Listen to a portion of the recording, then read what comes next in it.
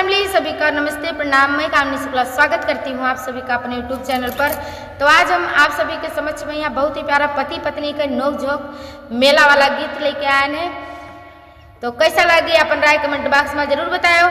पत्नी भैया तैयार रही मेला जाए खातिर, वो पति देवता लेके नहीं गए। तो जब मेला से घूम कर संजवा के यहाँ तो घर आए, क्योंकि चाहे जा रही हो संजो तो घर पहुँचबे करी हो, तो घरे पहुँची हो तो जब काम न सुनियो तो होबे करी। तो आइए गीत के माध्यम से आप लोग सुनिए मनोरंजन वाला गीत।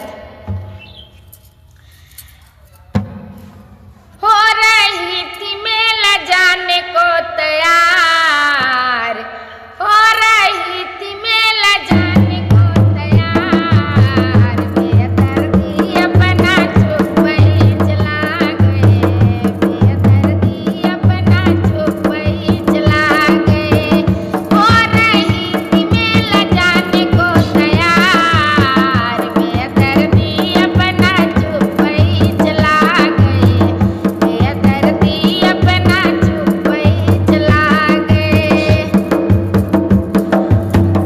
अरे कई काम धाम कई के हम तैयार रहन, फिर थी नाथ जाई खातिर बेकरार रहन, मेलवा घुमाई के लिए हम हूँ हर सान रहन, लई गए नाही यही सरसियान रहन। घर कई काम धाम कई के हम तैयार रहन, फिर थी नाथ जाई खातिर बेकरार रहन, मेलवा घुमाई के लिए हम हूँ हर सान रहन, लई गए नाही यही सरसियान रहन, लई गए नाही यही सरसियान रहन, लई गए नाही यही सरसियान रहन। ऐ हमहु रिसाई कहीं बैठने दुआर, बेदर्दी अपना चुप वही चला गए, बेदर्दी अपना चुप वही चला गए।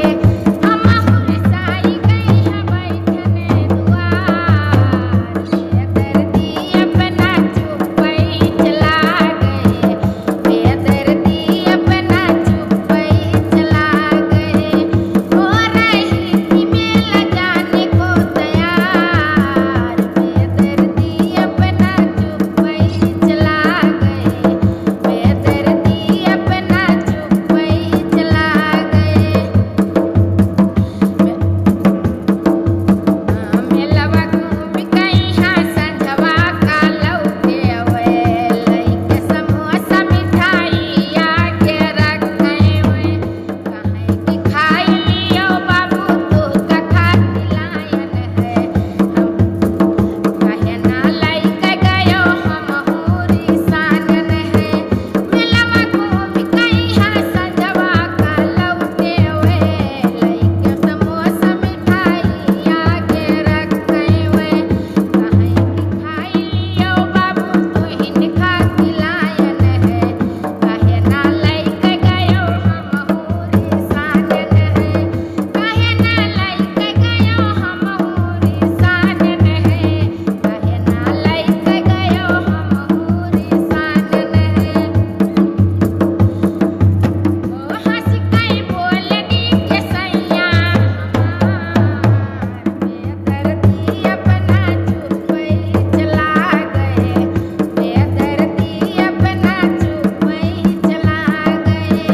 हंस कई बोले हैं सैया हमार, बेदर्दी अपना चुप वही चला गए, बेदर्दी अपना चुप वही चला गए। हो रही थी मेला जाने को तैयार, बेदर्दी अपना चुप वही चला गए, बेदर्दी अपना चुप वही चला गए। कैसा लगा भैया आप सभी का यहाँ अपन राय कमेंट बॉक्स में जरूर बताओ। अभी इलाहाबाद मेला चलते रहा, बसंत पंचमी मेला चला है, तो भैया जे नाई लेके गवा रहते कहते तो पत्नी रिसियाई गई, तो वही पर आधारित हम आज आप लोगों का गीत सुनाई दिया, क्योंकि मेला से जे आवा जे नाई लेके गवा तो झगड़ा होबे करी। तो ये सब मनोरंजन के लिए है भैया, रियल कुछ नहीं है। तो आप लोग अपन प्यार दुलार आशीर्वाद बनाए रखो।